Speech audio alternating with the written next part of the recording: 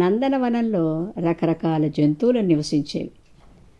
ఆ అడవికి సింహం మృగరాజుగా ఉండేది.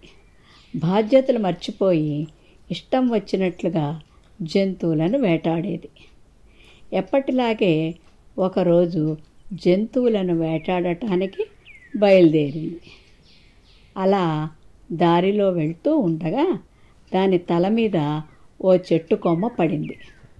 దాంతో స్పృహ తప్పి పడిపోయింది. కాసేపటికి లేచినా తలకి బలమైన గాయం అవ్వడంతో గతమంతా మర్చిపోయింది.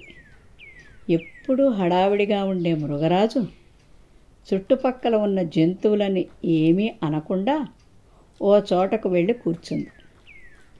అది చూసి ఆ జీవులన్నీ ఆశ్చర్యపోయాయి. అప్పుడే ఓ పావురం వచ్చి జరిగిందంతా మిగతా జంతువులకు వివరించింది. దాంతో అవన్నీ ఊపిరి పీల్చుకున్నాయి. అమ్మయ్య, ఇక నుంచి ఈ మృగరాజు బాధ తప్పింది. లేకపోతే ఎప్పుడు ఎవరిని చంపుతుందో తెలియక భయంగా గడపాల్సి వచ్చేది అనుకున్నాయి.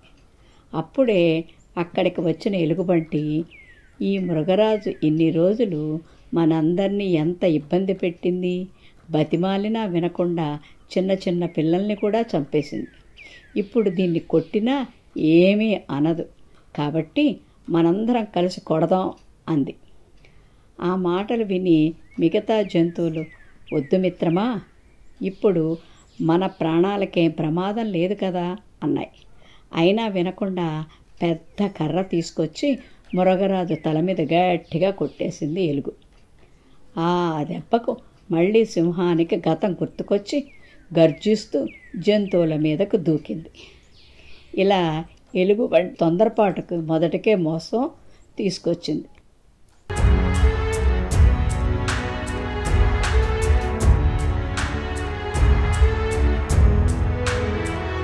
మీరు మరిన్ని వీడియోలు చూడాలంటే మన ఛానల్ను సబ్స్క్రైబ్ చేయండి. పక్కనున్న బెల్ ఐకాన్ని ప్రెస్ చేయండి.